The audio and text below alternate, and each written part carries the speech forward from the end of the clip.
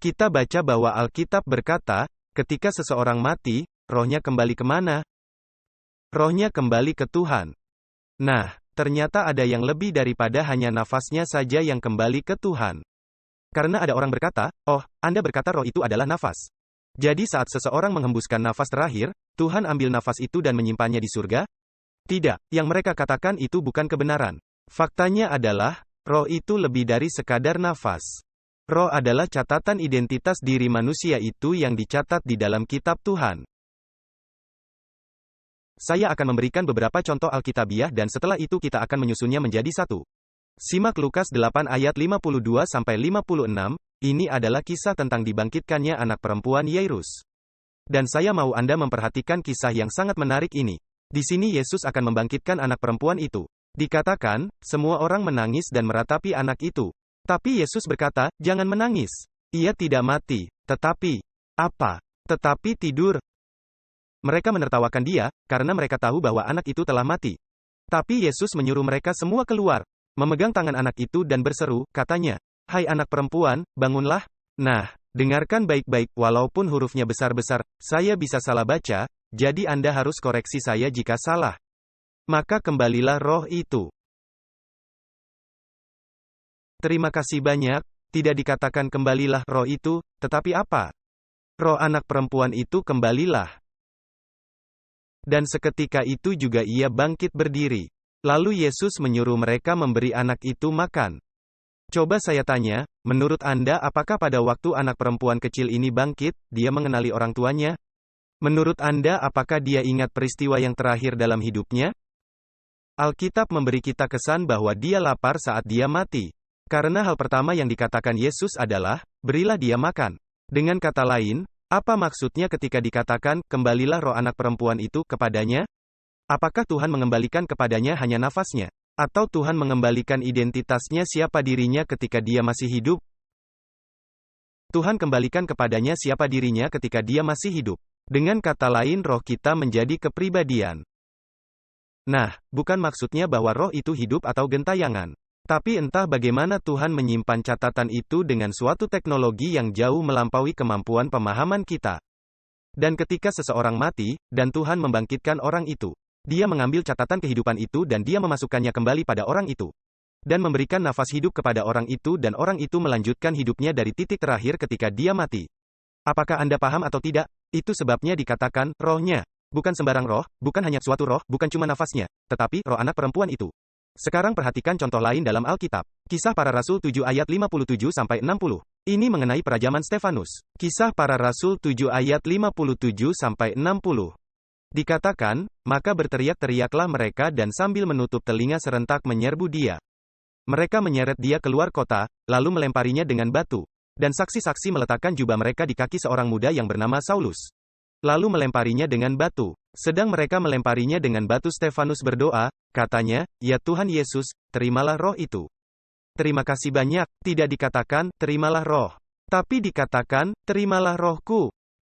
Lalu ia berlutut berseru dengan suara nyaring. Tuhan, janganlah tanggungkan dosa ini kepada mereka.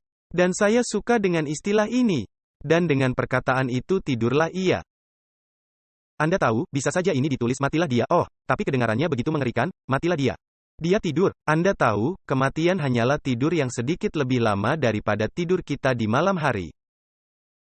Jadi apa yang dikembalikan Stefanus? Dia berkata, rohku. Pada waktu Stefanus dibangkitkan menurut Anda, apakah dia akan ingat Saulus dari Tarsus? Menurut Anda, apakah dia akan ingat khotbah yang disampaikannya di Kisah Para Rasul 7 itu? Pasti, dia akan menyambung dari titik terakhir ketika dia mati, karena Tuhan akan mengembalikan bukan saja hanya nafasnya, tetapi nafasnya bersama dengan identitasnya ketika dia masih hidup, bersama identitas dirinya, katakanlah, roh pribadinya. Nah, kita lihat satu contoh yang terakhir, lalu saya bacakan pernyataan Ellen White yang sangat menarik. Lukas 23 ayat 46. Ini berkaitan dengan Kristus. Lukas 23 ayat 46. Dikatakan, lalu Yesus berseru dengan suara nyaring. Ya Bapa, ke dalam tangan-Mu kuserahkan roh ini. Tidak, dia tidak katakan roh ini, dia katakan rohku. Dan sesudah berkata demikian ia menghembuskan nafasnya yang terakhir.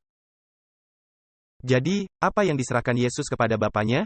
Hanya nafasnya? Tidak, tetapi nafasnya bersama-sama dengan apanya? Dengan identitas dirinya, bersama dengan siapa dirinya selama hidupnya. Nah, saya hendak bacakan pernyataan yang mengagumkan dari seorang wanita yang hanya berpendidikan sekolah dasar selama 2,5 tahun. Karena pendidikan formal Ellen White hanya 2,5 tahun sekolah dasar. Dengarkan apa katanya. Ini ditemukan di SDA Bible Commentary volume 6 halaman 1093. Identitas pribadi kita disimpan untuk kebangkitan. Walaupun tidak terbuat dari partikel zat atau unsur yang sama seperti waktu masuk ke dalam kubur. Karena Tuhan tidak perlu memulihkan partikel-partikel zat untuk membuat kita utuh lagi. Selanjutnya dia berkata, pekerjaan Tuhan yang mengagumkan ini adalah suatu misteri bagi manusia. Dan sekarang tibalah bagian kuncinya. Rohnya, karakter manusia dikembalikan kepada Tuhan untuk disimpan.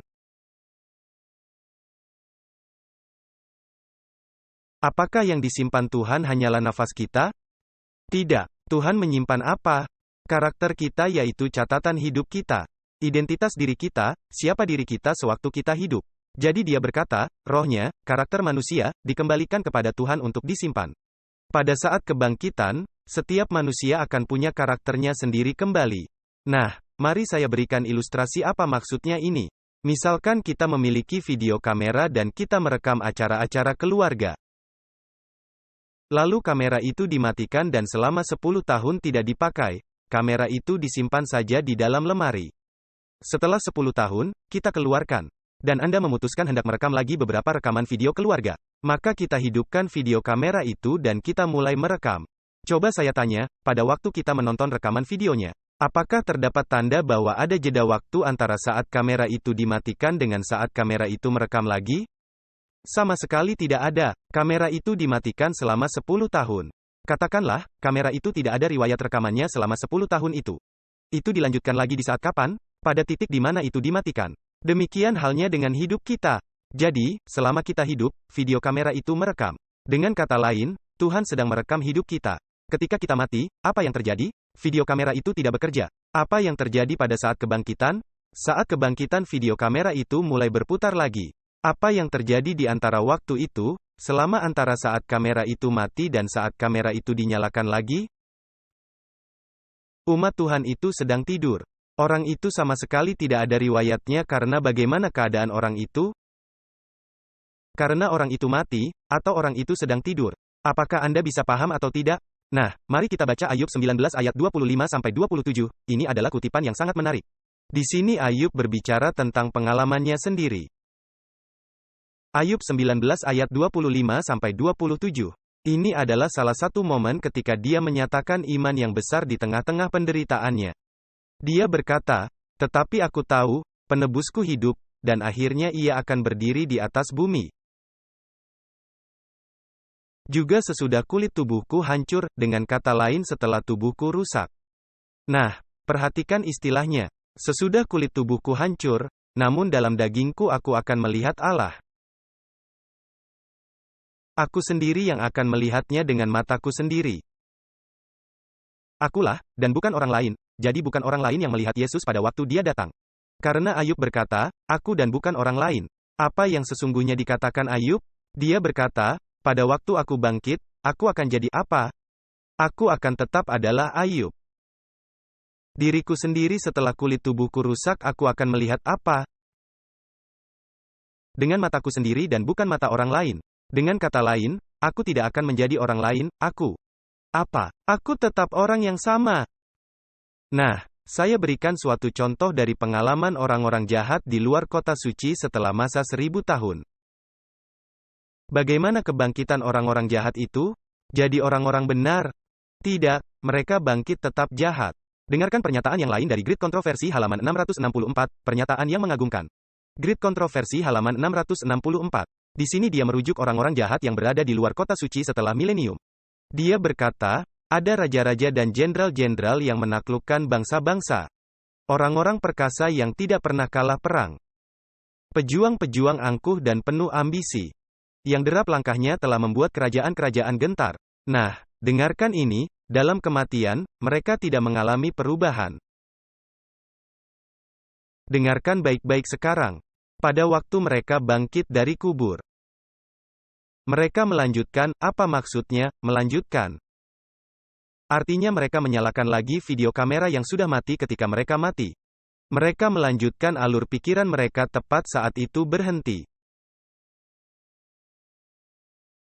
Mereka digerakkan oleh keinginan menaklukkan yang sama yang menguasai mereka ketika mereka gugur.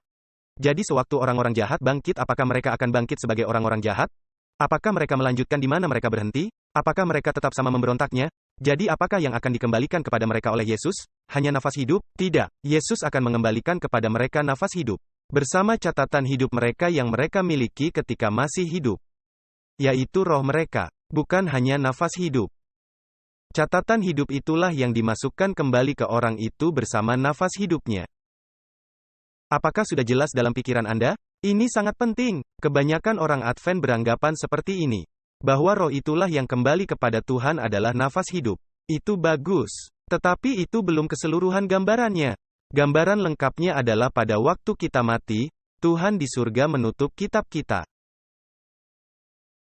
Dan disimpan di atas sana. Dia menyimpan rekaman hidup kita. Karena sewaktu kebangkitan nanti, Dia akan mengembalikan kepada kita identitas kita ketika kita masih hidup.